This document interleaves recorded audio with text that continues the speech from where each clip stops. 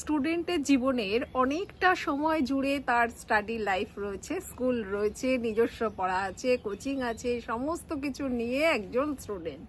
এবং সেই স্টুডেন্টের যে লাইফটা এবং পুরোটা সময় জুড়ে যেটা রয়েছে সেটা যদি আমরা সেলফ কেয়ারের পার্টের মধ্যে না আনতে পারি তাহলে কি করে সে ব্যালেন্স করতে পারে বা তার মধ্যে দিয়ে চালাতে পারে?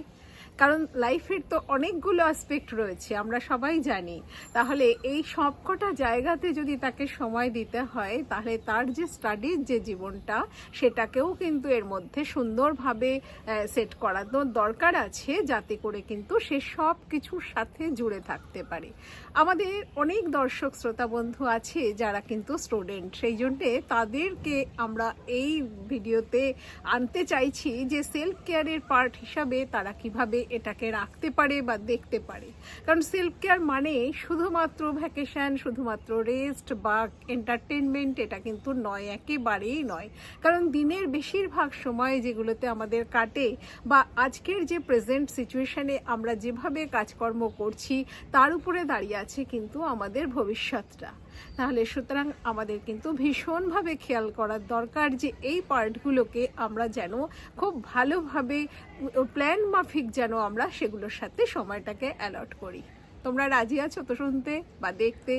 জানাও এবং তোমরা নিজেরা সেটা সম্পর্কে বলো, কোথায় কোথায় তোমরা স্ট্রেস ফিল করছো বা কিভাবে তোমরা ম্যানেজ করছো, বা কেউ যদি ম্যানেজ না করতে পারো তাহলে তারই বা কোথায় কোথায় অসুবিধা হচ্ছে সেইগুলো কিন্তু ফ্রিলি একটু ডিসকাস করো। তাহলে দেখবে কিন্তু অনেকটা কিন্তু এর থেকে বেরিয়ে যেতে পারবে এবং নিজেদের জীবনটাকে সুন্দর করে গুছিয়ে নিয়ে যেতে পারবে। তাহলে আমরা আজকের ভিডিওতে তিনটে জিনিস বলবো। প্রথমে বলবো যে কেন স্টাডি লাইফটাকে আমরা সেলফ কেয়ারের পার্টের মধ্যে ইনক্লুড করছি, দ্বিতীয়ত হচ্ছে আজকে কেন এটা দুর্বিষহ হয়ে যাচ্ছে, আর 3 নম্বর বলবো হচ্ছে আমরা কিভাবে এটাকে সত্যি সত্যি সেলফ কেয়ারের পার্ট হিসাবে রাখতে পারি। তাহলে ভিডিওটা শেষ পর্যন্ত দেখতে থাকুন। আমরা কিছু গুরুত্বপূর্ণ টিপস দেব যেটা বড়রা দেখছেন বা পেরেন্টসরা দেখছেন, তারাও যদি সেটা সম্পর্কে জানেন তাহলে তারাও কিন্তু অনেকটা সাহায্য করতে পারবেন এই ছাত্রছাত্রীদের। তাহলে প্রথমেই যেটা বলছি যে কেন আমরা সেলফ কেয়ারের পার্ট হিসাবে রাখতে চাইছি। কারণ সেলফ কেয়ার বলতে আমরা নিজের যত্নের কথা বলছি। নিজের যত্ন মানে আমি আজকের যে যত্নটার কথা বলছি, আমার physical care, emotional care, cognitive care, relationship care. তাহলে আমি আমাকে তৈরি করছি এবং সেই তৈরি করার মধ্যে কিন্তু আমার এই পড়ার জীবনটা অনেকটা সময় রয়েছে। সেখানে স্কুলিং রয়েছে, প্রাইভেট টিউশন রয়েছে, সেলফ স্টাডি রয়েছে। তার মানে পুরোটা জুড়ে আমার এই সময়টা কাটছে এবং সেটার সাথে জুড়ে থাকা মানেই কি হচ্ছে, যত বেশি আমি ভালো লাগা থেকে জুড়ে থাকতে পারবো তত কিন্তু আমার ভবিষ্যৎটাও সেখানে সুদৃঢ় হওয়ার চান্স থাকবে। আমার সর্বাঙ্গীন বিকাশ হওয়ার সম্ভাবনা থাকছে কিন্তু এই সময়টার মধ্যে। এটা এমন একটা গুরুত্বপূর্ণ সময় জীবনের যে যেখানে কিন্তু আমার অনেক কিছু জিনিস এটা থেকে ডেভেলপ হতে থাকে, সেই জন্যে আমরা রাখছি। দ্বিতীয়ত বলতে পারি যে এই যে স্টুডেন্ট লাইফ একজন ছাত্র বা ছাত্রীর কাছে কিন্তু সেটা সম্পূর্ণরূপে একটা আইডেন্টিটি দেয়। তাহলে সেলফ আইডেন্টিটি যেটা দিয়ে তৈরি হয়ে রয়েছে বা হচ্ছে সেটার উপরে তো আমাদের অবশ্যই যত্নের দরকার আছে। আপনারা কি মনে করছেন বা তোমরাই বা কি বলছো? এটাও একটা ব্যাপার।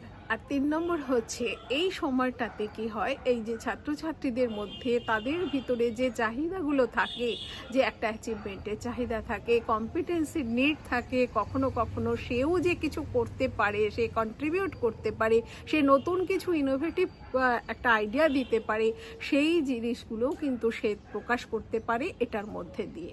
অনেকের ক্ষেত্রে কিন্তু দেখা যায় সে লিডারশিপ কোয়ালিটিটা এই সময় থেকে কিন্তু তার ভিতরে ডেভেলপ হচ্ছে।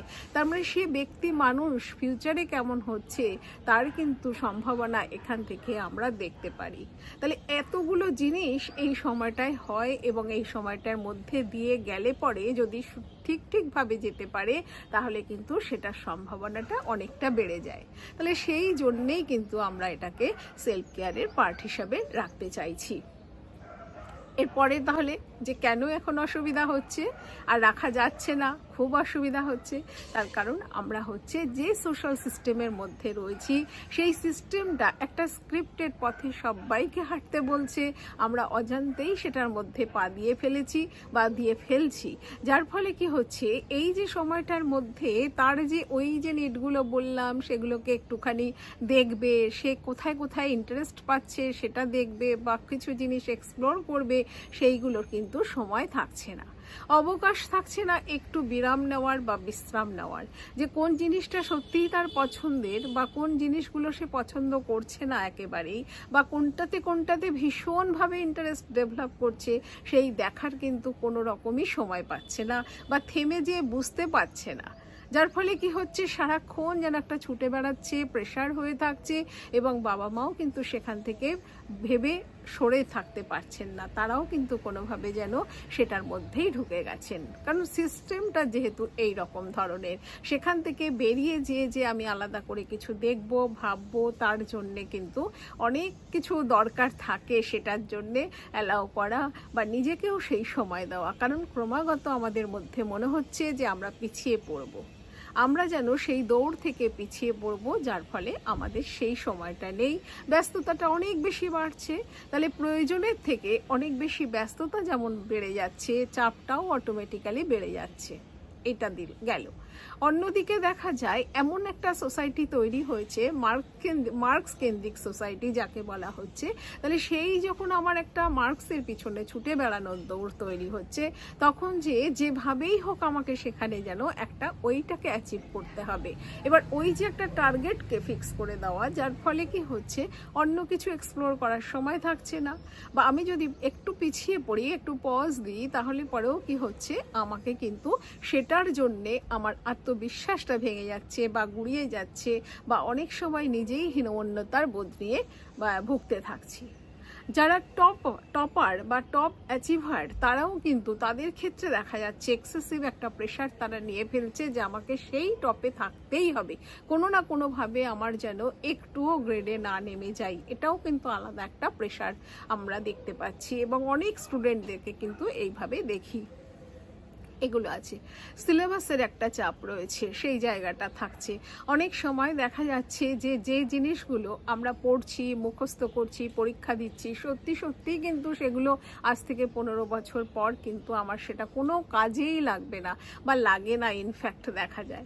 তার মানে কি হচ্ছে, আমি সেই জায়গাটা থেকে যেটা আমার দরকার ছিল সত্যিকারের এই সময়টায়, সেটাই হচ্ছে না। তাহলে আসল জায়গাটা থেকে সরে যেয়ে কিন্তু আমরা অন্য জিনিসের পিছনে ছুটছি, সময় দিচ্ছি, এফোর্ট দিচ্ছি, এবং আমাদের সম্পর্কগুলোও কিন্তু সেখানে একটা তিক্ত হয়ে যাচ্ছে, এবং বাচ্চারাও কোথাও কিন্তু রেসপন্সিবল হয়ে উঠতে পারছে না, যার ফলে সেই নিজের যে দায়িত্ব নেবে সেই জায়গাটা হচ্ছে না। কারণ সেভাবে আমরা তাদেরকে বড় করতে পারছি না বা জানছি না। কোথাও যেন বাবা মা হিসাবে তাদের নিজেদের ভিতরেই একটা প্রেশার তৈরি হতে থাকে, যে আমাকে অমুক জায়গায় পৌঁছে দিতে হবে। সেই ব্যাপারটা একটু মিলিয়ে দেখে নিন যে এগুলো হচ্ছে কিনা। যদি হয় তাহলেই বুঝতে পারবেন যে এটা কিন্তু সত্যি সেলফ কেয়ারের পার্ট থাকছে না।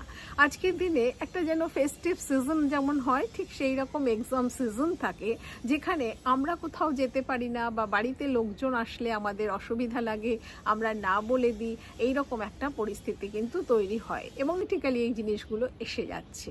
এগুলো সব কিছুই কিন্তু দায়ী সেই সোশ্যাল সিস্টেম। সেখানে যদি আমরা একটু নিজেরা নিজেদের জায়গাটা থেকে ভাবতে থাকি পারি বা দাঁড়াতে পারি, তাহলে হয়তো চেঞ্জ করতে পারি।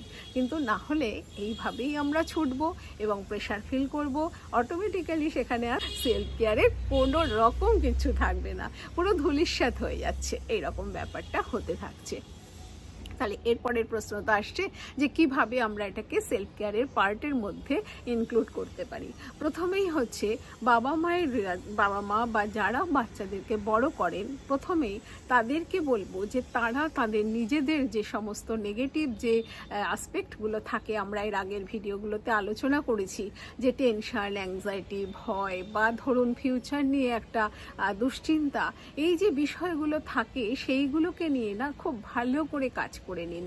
এগুলো কাজ করলে না নিজেরা কিন্তু অনেক ফ্রি হয়ে যেতে পারবেন। আর আমরা যদি ফ্রি হয়ে যাই তাহলে কিন্তু আমরা একটা বাচ্চাকে সঠিকভাবে কিন্তু তাকে গাইড করতে পারবো বা তার পাশে থাকতে পারবো।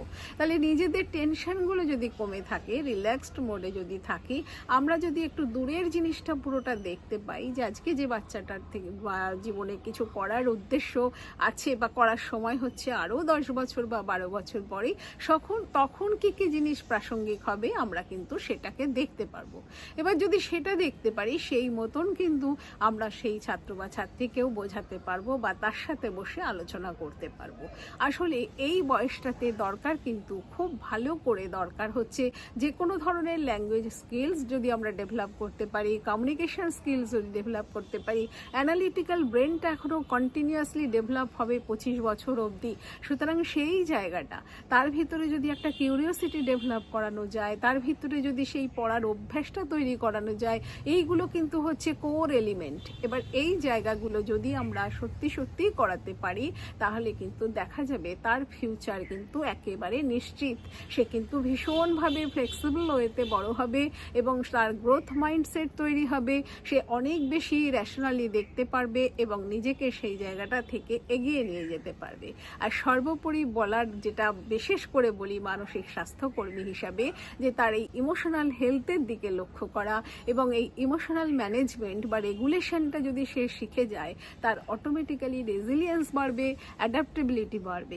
আর যে মানুষের অ্যাডাপ্টেবিলিটি বেশি হবে সে যে কোনো পরিস্থিতিতে কিন্তু নিজেকে সেখানে মানিয়ে নিতে পারবে বা লোকজনের সাথেও কিন্তু মেনে থাকতে পারবে। তাহলে এগুলো সমস্ত কোর কোয়ালিটি, এই কোয়ালিটিগুলোকে ডেভেলপ করাতে পারলে কিন্তু সেই বাচ্চা নিজে নিজে অটোমেটিক্যালি কিন্তু রেসপন্সিবিলিটি নিয়ে ফেলবে। সে নিজেও জানবে যে তার কি করতে হবে, বাড়ির লোককেও কিন্তু সে রিলিফ ফিল করাবে। তাহলে এইগুলো কিন্তু আমাদের একটা সেই রিলেশনশিপটা আর বেশি স্ট্রেনদেন হতে থাকবে। সর্বোপরি কি হবে, পুরো আসপেক্ট জুড়ে সমস্ত এরিয়াগুলো সেলফ কেয়ারের সবটাই ডেভেলপ হবে। তোমরা যারা আজকে এই ভিডিওটা দেখলে তাহলে তারা চেষ্টা করো ভিতরের এই কোর কোয়ালিটিগুলোকে ডেভেলপ করানোর জন্যে। আপনারা যারা এই ভিডিওটা দেখলেন আমাদেরকে আপনাদের ইচ্ছা হলে কমেন্ট করুন এবং লাইক, শেয়ার, সাবস্ক্রাইব অবশ্যই করুন। ধন্যবাদ সবাই।